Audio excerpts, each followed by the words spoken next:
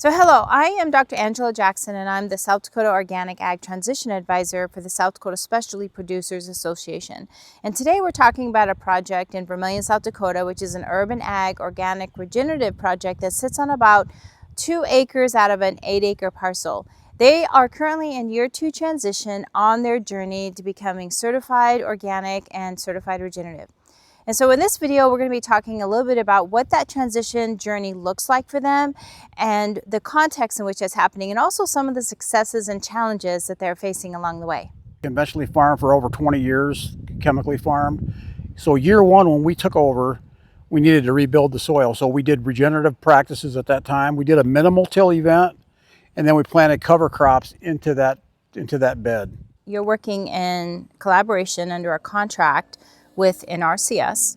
Well, when we signed the contract, we went into the contract understanding what our responsibility was, and then we maintained regular communication with NRCS. So year 1 soil testing, we needed to have a baseline of what we needed to do initially, and then also to see if we were making any progress. So the year 1 soil samples were not that great, but year 2 soil samples, they did show that some of the practices we used in year 1 had benefited the soil. Well, soil fertility is huge when you go from one to the other, and also compaction was another hard issue to deal with, and that's why we chose the cover crops that we chose. So weed control was also an issue year 1. We dealt with that with mowing events. We saw some weed pressure coming back in year 2, but it was significantly less, in my opinion anyway, than year 1. But we do have the option of using compost teas and also bringing compost into the site to help some of that regeneration. Vegetable production requires a lot of tillage, so how are you managing that? We're minimizing the tillage for vegetable production by using mulches around the plants, by doing manual weeding, minimal amounts of tillage, and we also put cover crops down prior to and at the end of the season. And that also helps with weed pressure. You have a professional come out and take your soil tests and send them in to a lab.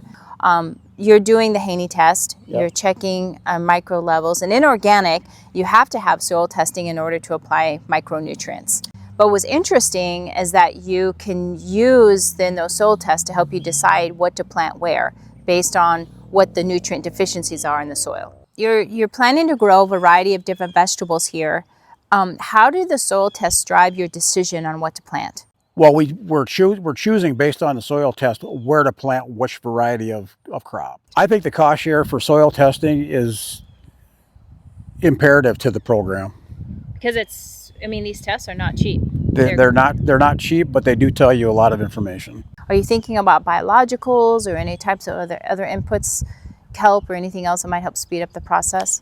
Yeah, we're looking at a whole palette of different things to speed up the process of regenerating the soil based on the soil test. You're not working with an organic certifier currently because you're still in transition. You probably won't apply for certification until year 3. So who advises you, or who's kind of helping in the decision making on the organic side of things? Well, for us, NRCS has been a great help, and other organic farmers. It's also a good idea to, if you have a certifier in mind, to start that conversation with them early and get some of their inputs early on, even before you go for that actual certification. So we learned a lot today about what it means when you're transitioning to an organic farm. When you're in transition, you still have to manage it as if it's certified organic, making sure you're keeping your seed tags, all of your receipts, your input labels.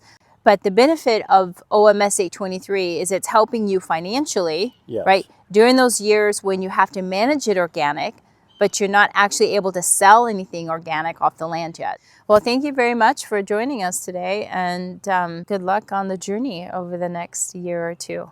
Yeah, thank you for the opportunity to share.